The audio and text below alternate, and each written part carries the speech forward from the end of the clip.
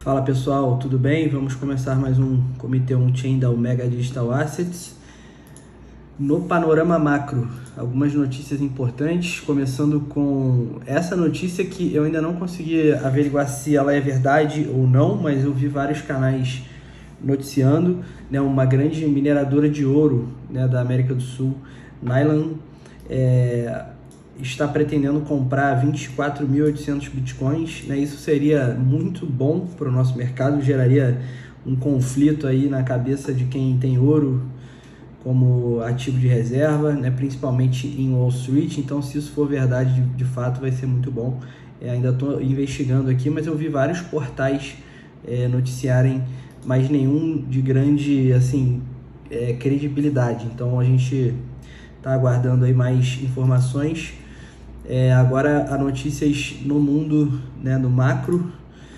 O Banco da Suíça, né, surpreendeu o mercado aí com um corte na taxa de juros. É o primeiro, né, nos mercados aí mais importantes que começa esse movimento de cortes nas taxas de juros. Então, bem importante esse movimento, né? Já sinaliza que a gente pode começar a ver esse movimento no Banco Central americano, por exemplo, e outros, né, europeus. Então, muito importante essa notícia aí, vai mexer bastante com o macro. O Banco da Inglaterra manteve, né, diferente do Banco Central Suíço, manteve as taxas de juros em 5,25, né, de acordo com as expectativas. Então, a gente ainda tem um caminho aí pela frente, né, mas com esse start, digamos assim, do Banco Central Suíço, achei bem legal, bem interessante, bem bullish, né, também para os mercados. A Alemanha, né, a confiança do consumidor aumentou em março, acima do esperado, né, então o mercado aí europeu voltando a um índice de confiança mais elevado, principalmente a Alemanha. PIB da Espanha expande 2% no último quarto, né, do 2023, de acordo com as expectativas. Também, mais importante, dados que saíram recentes, né? Lembrando que a gente pega sempre dados aqui da semana, então foram os dados mais importantes. Agora, entrando no nosso mundo cripto, algumas notícias, né? A Tether Limited, né, a empresa responsável pela stablecoin USDT, está contratando profissionais para uma divisão de inteligência artificial. Interessante. Pode ser hype também, surfando nesse hype aí de inteligência artificial, mas lembrando que a Tether hoje é uma das grandes instituições financeiras do mundo, em termos de receitas, né, em termos de lucro líquidos, e tem um pessoal muito reduzido, então uma instituição importante. A USDT hoje que passou os 100 bilhões de tokens emitidos no mercado, ou seja, tem mais de 100 bilhões em valor de mercado, a stablecoin, sendo a terceira maior criptomoeda do mercado. Então é sempre importante acompanhar os movimentos da Tether, né, que refletem no nosso mundo cripto diretamente.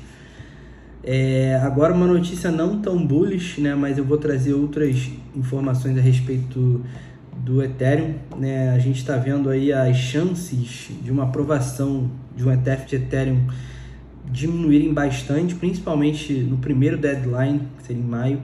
Isso aqui é uma afirmação do Eric Balchunas, que é o Senior Analyst de ETFs da Bloomberg. Ele diz que num tweet, né, no X, que as chances para ele de uma aprovação de um ETF de Ethereum em maio estão em 25%, mas agora estão muito pessimistas, dizendo que ele não está vendo nenhum tipo de negociação entre a SEC e as casas, nenhum tipo de esforço, né, que ele acha que é proposital por parte da SEC. A gente sabe que a SEC é totalmente anti-cripto e vai fazer de tudo para dificultar esse ETF, assim como eles tentaram fazer isso no Bitcoin.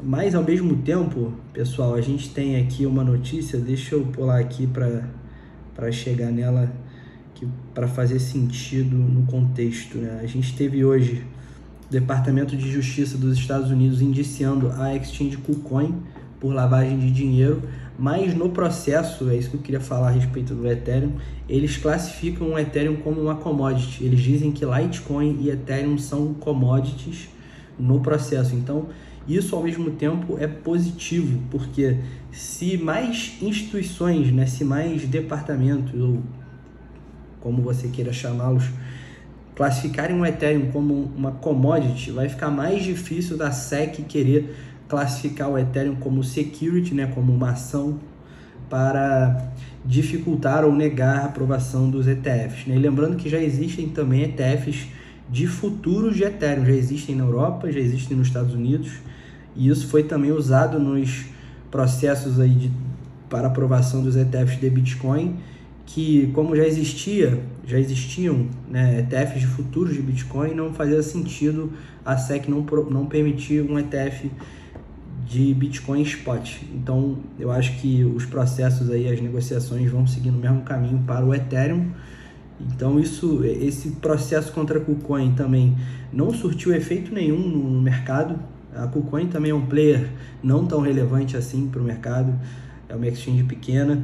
Também não faria sentido isso afetar o mercado, mas se o mercado tivesse mais fraco, isso poderia afetar, né? Então não foi isso que a gente viu, o mercado permaneceu aí estável, cenário bullish, BTC acima de 68.500 dólares, que era uma resistência anterior. Qualquer coisa acima disso, né? Se a gente consolidar aí acima disso, vai ser, configura o cenário bullish aqui pra gente.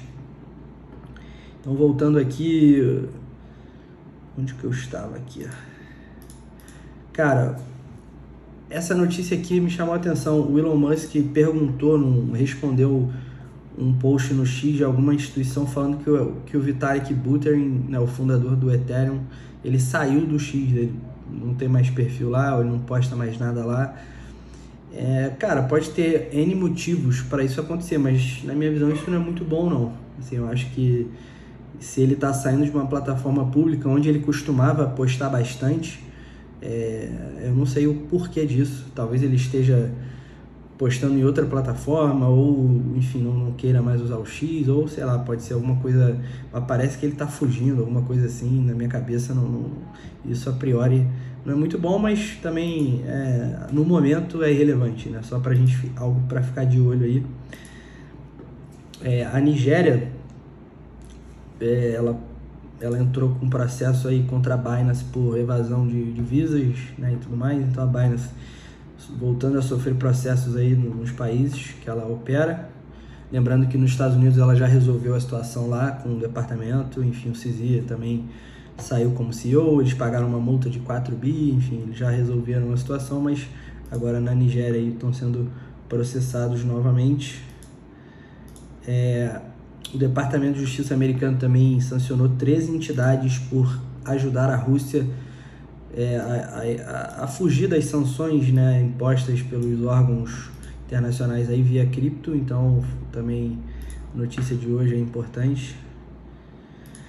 Uma notícia para linkar aí com o último on-chain que a gente fez, né, o token APT da blockchain Aptos, né, subiu mais de 20%, na verdade 15%, acho que foi ontem, mas desde quando a gente falou no último comitê, a gente falou sobre esse token. Se vocês quiserem olhar aí no canal, o último comitê, a gente falou que era uma oportunidade interessante, pelo que a gente estava vendo ali de dados mercadológicos, muito volume spot, e muito volume de futuros, mas sendo esse volume short, taxa de financiamento negativa, então estava interessante ali. Também o par APT-BTC é interessante, então a gente conseguiu surfar esse token bem legal aí pra gente. E aqui, bom, era a notícia da KuCoin que eu já falei, que foi uma notícia mais recente aí de hoje. Tá tudo isso nessa semana aí, pessoal. Agora entrando nos indicadores on-chain, hoje eu trouxe algumas métricas de altcoins pra gente ver algumas altcoins aí importantes que a gente está acompanhando de perto. A gente acredita que o cenário para as altcoins agora está cada vez mais próximo, ou seja, mais risco-retorno nas altcoins do que no próprio Bitcoin. Claro que, né, o Bitcoin pode continuar puxando aí pela pressão de compra dos ETFs, a dominância continuar subindo, mas a gente acha que já é um momento para olhar mais para os altcoins. Então, começando pela Base, né, a gente está fazendo o research aí da ação. valuation da ação. Isso é importantíssimo para a empresa, né? Lembrando que a Coinbase está muito bem posicionada hoje. Aí eu estou falando da instituição Coinbase mesmo, da exchange, está muito bem posicionada em termos financeiros. Ela está custodiando 8 dos 11 ETFs, e não só a custódia, mas trading também, compra e venda. Ela é responsável pelo maior número de investidores de varejo nos Estados Unidos, tem o maior volume aí depois da Binance. Ela lançou uma exchange de futuros que está aumentando muito os seus volumes, e isso aumenta bastante a receita da empresa. E agora eles têm uma segunda camada de Ethereum chamada Base, que recentemente viu o seu TVL ir para quase $1 bilhão, acompanhado por inflow de stablecoins também na mesma magnitude, o que é muito importante, porque se um ecossistema cripto tem TVL crescente e tem stablecoins, né, crescente, a gente pode ver que tanto desenvolvedores quanto usuários estão indo para lá. Então é uma rede que vai chamar atenção. Ainda não tem um token, tá, da blockchain da Base, especula-se que vai ter, mas ainda não tem. Só que isso reflete na empresa, né, na ação, porque é totalmente interligado. A Base é da Coinbase, então toda a receita gerada aqui vai ser acruada aí pela empresa também. Então, bem interessante, muito olho nisso. Tá, agora um dado sobre volume nas exchanges globais, né, em todas nas exchanges, a média de 7 dias deu uma caída, né, depois que o Bitcoin ali passou o seu all-time high. Mas veja que a gente ainda está com um volume distante do all-time high de 2021, então ainda está bem saudável, né? A gente ainda tem muito espaço para crescer aí o volume diário, e esse pullback normal também, né? A gente teve muito inflow de capital no Bitcoin, dos ETFs, nas outras criptomoedas também, e isso chega a um ponto que tem que dar uma corrigida, né? Totalmente saudável, mas de olho nisso para ver se a gente vai recuperar aí o pace de volume ou não. E ao mesmo tempo, os ETFs eles conseguiram quebrar uma sequência de 5 dias de outflows negativos, né? Então ontem a gente fechou aí com um inflow levemente positivo, a maior parte desses inflows vindo do ETF da BlackRock, e aí a gente pode esperar uma retomada, né? Claro que não existe só os ETFs no mercado, mas eles são um player muito grande, né? Muito importante acompanhar o movimento desses net flows, ou seja, o quanto tem de aporte, o quanto tem de resgate nos ETFs como um todo, para afetar aí o preço, e isso vem replicando bastante, né? Nesse curto espaço de tempo que a gente está acompanhando, desde que os inflows diminuíram, né, e os outflows começaram a tomar conta e o net flow ficou negativo, a gente viu o preço do Bitcoin cair. Então é importante acompanhar isso. Mas pois bem, agora outras métricas aqui de altcoins.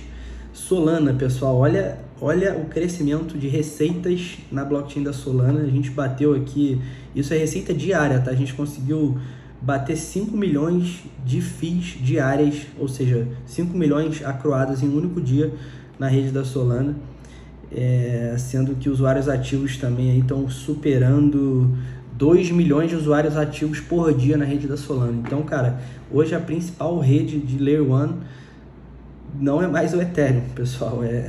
Infelizmente, para quem está acompanhando, vê a Solana aí está tomando esse lugar. Claro que em valor de mercado o Ethereum ainda é muito grande, em TVL, em aplicações, o Ethereum ainda é muito maior, mas porque começou a operar muito mais tempo, né? A Solana é um projeto não tão recente, né? Mas ela nasceu em 2020, 2021 lá, com o último bull market, então ainda tem bastante caminho pela frente, mas hoje é a principal rede aí para você operar, para você comprar meme coins, para você comprar, para você negociar index pelas taxas bem mais baratas do que do Ethereum, e pela velocidade da rede, pela escalabilidade da rede. Então, muito importante um marco aí para a Solana que está aí hoje a $189, né? Chegou a 8 no crash lá da FTX.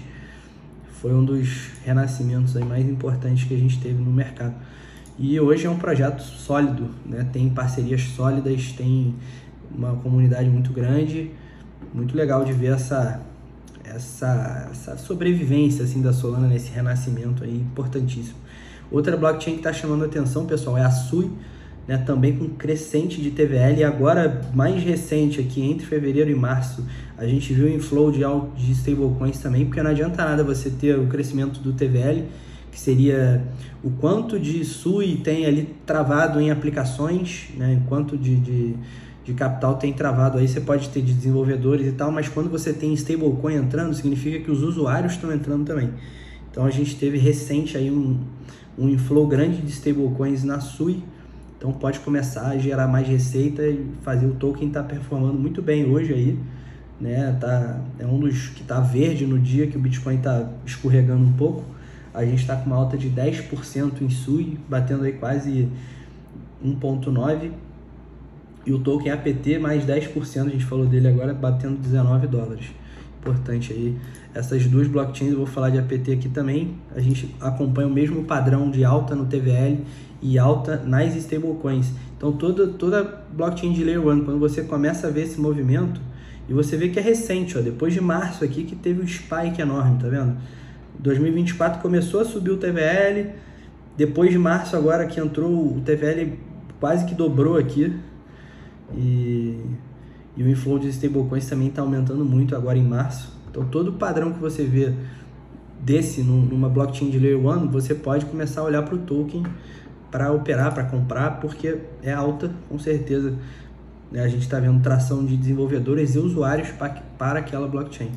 Agora entrando numa métrica que a gente viu semana passada, só para acompanhar aqui, e, né, que seria o supply aí de long term versus de short term, ou seja, investidores de longo prazo e investidores de curto prazo. A curva azul significa que a oferta dos investidores de longo prazo está diminuindo e está sendo repassada para investidores de curto prazo.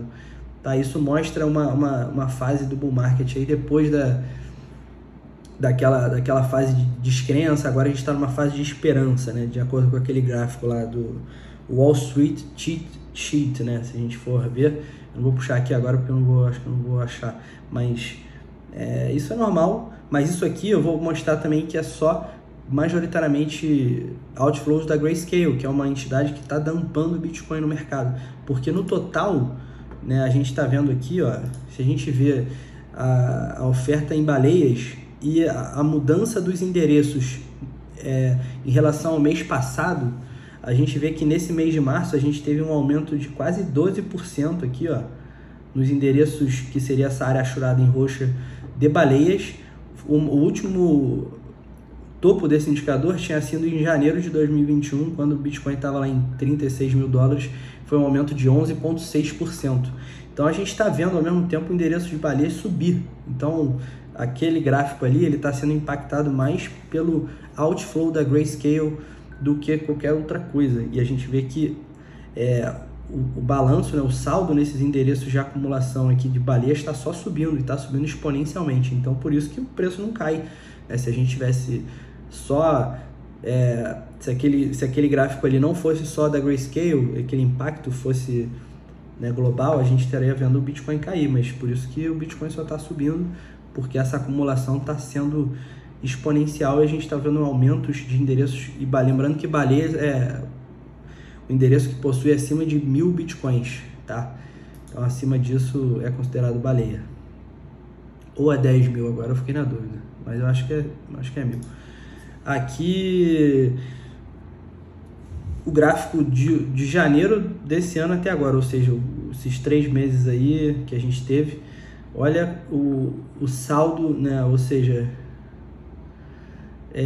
que é aquilo que eu falei dos long terms, dos investidores de longo prazo, eles estão sacando das exchanges, ou seja, eles estão comprando numa exchange e guardando, né, em carteiras físicas. A gente chegou aqui a quase 600 mil bitcoins de outflow das exchanges, né, em março, né, num pico aqui diário. Então veja que não tem realmente oferta, e isso está fazendo com que o balanço nas exchanges caiu abaixo de 12%. É a primeira vez que acontece isso em 7 anos. A gente estava aqui em 12%, recente aqui a gente teve essa queda, agora está em 11,9% apenas da oferta do Bitcoin presente nas exchanges. Isso é muito pouco mesmo. Por isso que a gente vai ver aí cada vez mais uma pressão de alta, porque se essa demanda continuar Isso vai ser uma questão aí de 3 a 6 meses para zerar essa quantidade de Bitcoin. Daqui a pouco não vai ter mais Bitcoin em exchange nenhuma. Não vai ter mais quem comprar. Então qualquer volume né, de compra aí vai fazer o preço subir muito mais rápido. E aqui, para fechar, um gráfico a gente vai ter o halving aí agora em abril, né, daqui a menos de 30 dias, acho que é 20 dias na verdade, e a gente está vendo os mineradores com lucro absurdo, né, em relação às receitas, em relação aos custos, né. Aqui eles estão com uma margem de 129%, é muita coisa, só que lembrando que no halving isso vai ser cortado a metade, então a margem deles aí vai cair para 64%, mais ou menos. Então, cara, realmente eles estão com uma margem muito alta, o Bitcoin não para de subir também, né? E eles estão aproveitando até para vender uma parte dessas recompensas que eles ganham, e só que eles voltaram a acumular, né? Eu tinha visto outro gráfico, acabei de esquecer de colocar aqui, mas eles não estão mais vendendo tanta quantidade de Bitcoin assim, então o que é positivo, né, nesse momento. Beleza, pessoal? Então hoje foi um pouco mais curto, né, atualizando aí sobre as altcoins também que a gente está de olho, né, métricas interessantes, e é isso.